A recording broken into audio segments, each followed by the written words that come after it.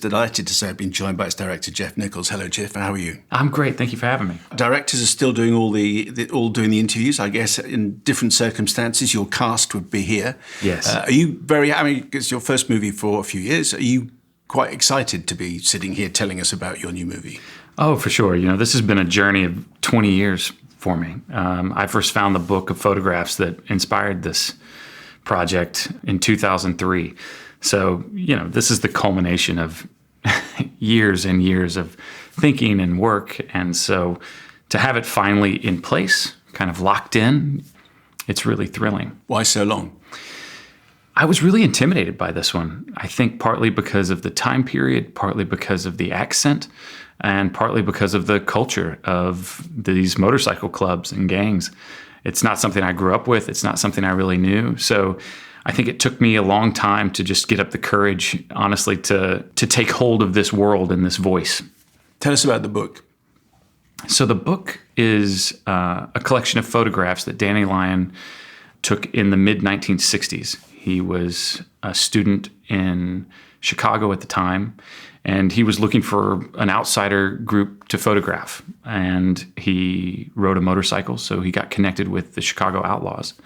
It turns out that the Chicago Outlaws grew to become the second largest motorcycle gang in the world. He didn't know that at the time. And the book is really not about that. It's really about, you know, the human beings that he encountered in this world, in this subculture. And the only text in the book, because Danny was really into new journalism at the time, are just transcribed interviews that he did with some of the writers and one of the writers' wives. Yeah. And they're beautiful. They just read like monologues from a screenplay. Of course, there's no overarching story in his book. It's really just kind of to present these people. But those monologues, they say a lot. So we have Danny in the film. Were you always going to have Danny? He's not a narrator, but it's sort of, he's a kind of a narrative through line. Did you know you were always going to have him as a character? Because we see him at crucial points with his tape recorder and the microphone recording the interviews. Correct. Yeah. You know, honestly, just as a storyteller, you know, it was a good narrative device. It allowed me to get these people talking because it's, you know, it's a working class subculture. It's not necessarily a place where people share all of their feelings and all of their emotions freely. So having that set up was a good way to get people talking, which is obviously what happened in real life. But it also allowed me narratively to jump time. The story in the film actually takes place from 1959 to 1973, but the bulk of it is happening in the mid-60s. But these interviews kind of allowed me to move throughout this story whenever I needed to. And presumably you had the original audio? Yes. Which is a fantastic resource for you. Oh, it was incredible. You know, I was kind of stalking Danny's website, which was Bleak Beauty. And one day these QuickTime files showed up. And I had been reading these interviews for a decade at this point.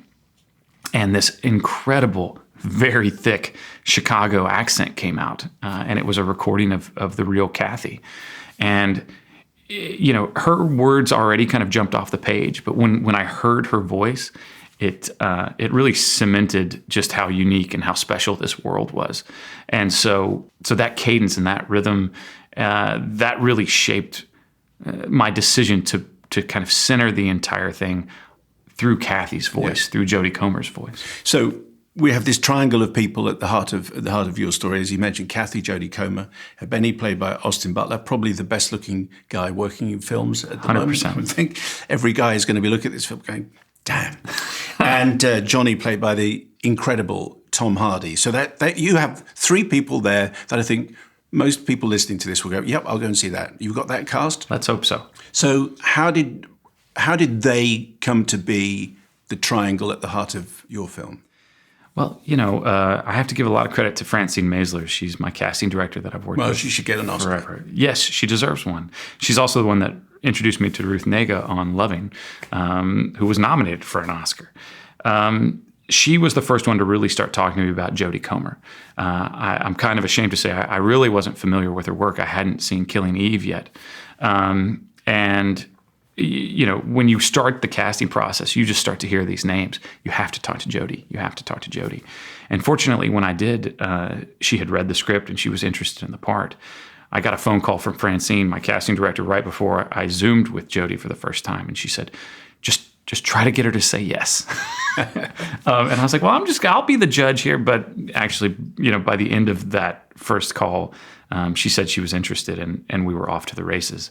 But it wasn't until I actually was passing through London to speak to Tom Hardy for the first time in person about playing the role of Johnny that I got to see Jodie's one-woman show on the West End, Prima Facie.